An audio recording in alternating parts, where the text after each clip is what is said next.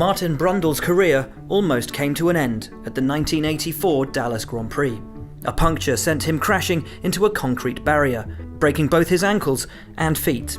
American surgeons were preparing to amputate, but legendary F1 doctor Professor Sid Watkins transferred Brundle to a London clinic, saving both his feet and his career. Brundle fought back and fulfilled a lengthy career, driving for the likes of Brabham, Benetton, McLaren and Jordan.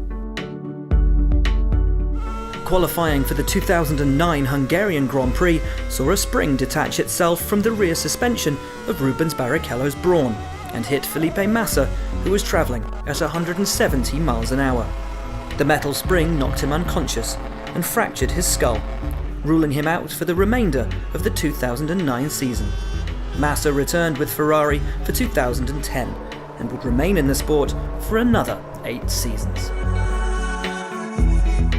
Gerhard Berger suffered a broken neck following a serious road accident in the winter of 1984, in which the Austrian was thrown through his car window, landing in a river. Remarkably, the car following at the time was occupied by 2 doctors, who diagnosed his broken neck and immediately gave him life-saving drugs from the boot of their car. Following innovative surgery for the time, Berger made a strong recovery and would go on to claim 10 race wins and 48 podium finishes during his Formula One career. Mika Häkkinen's scariest Formula One moment came in qualifying for the 1995 Australian Grand Prix. A delaminating rear left tyre caused Häkkinen to lose control of his McLaren, brutally smashing him into a concrete wall and knocking him out. Emergency workers and Professor Sid Watkins performed a trackside tracheotomy that undoubtedly saved his life. And despite the psychological impact this would have had on the Finn, Häkkinen felt strong enough to return for 1996 and would go on to win back-to-back drivers' titles in 1998 and 1999.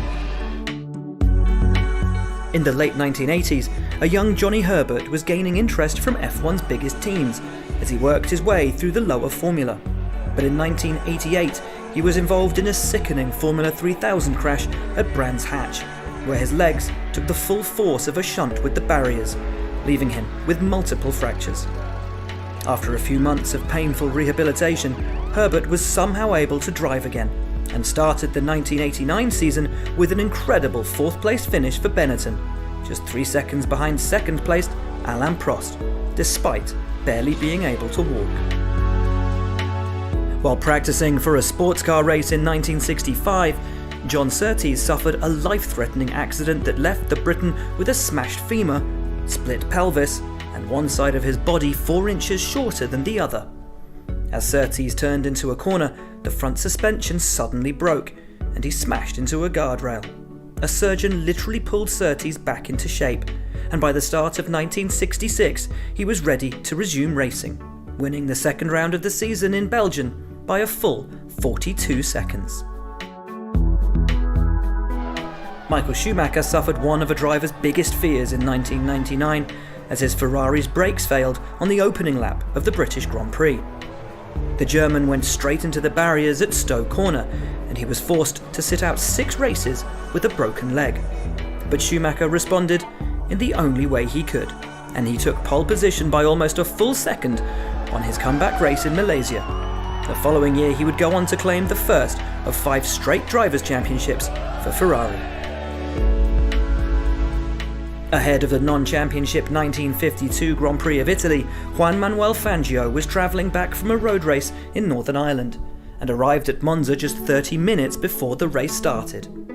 The Argentine was visibly tired, and just 2 laps into the race clipped an inside curb and somersaulted off the circuit. His neck and back were broken, and his season was over. Returning to fitness in 1953, he took a race win, before claiming 4 straight championships from 1954 to 1957 to become the sport's first 5-time world champion.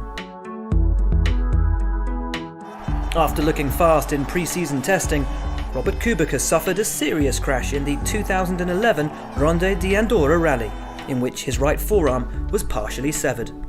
It seemed his F1 career was over, but his hard work and determination to return was incredible. And in June 2017, 6 years after his accident, Robert was back behind the wheel of a Formula One car as he tested once again for Renault. And now, ready to compete once again, the Williams team have given him a full-time return for 2019, as Formula One welcomes back a true inspiration. Niki Lauda was engulfed in flames following a horrific incident at the Nürburgring in 1976. In tricky conditions, the Austrian's car twitched through a fast left-hander and speared right into the barriers, causing the Ferrari's fuel tank to rupture. Eventually pulled from his car, Lauda spent a month recovering in hospital, having his burns treated and lungs vacuumed. He missed the next 2 rounds, but incredibly returned to fight for the championship, still in considerable pain, at the Italian Grand Prix. And he finished an excellent 4th. Lauda would famously miss out on the title by just a single point to James Hunt, following his decision to retire the car in Fuji. But he won the grand prize for a second time in 1977, and a third in 1984. Truly, the sport's most incredible comeback story.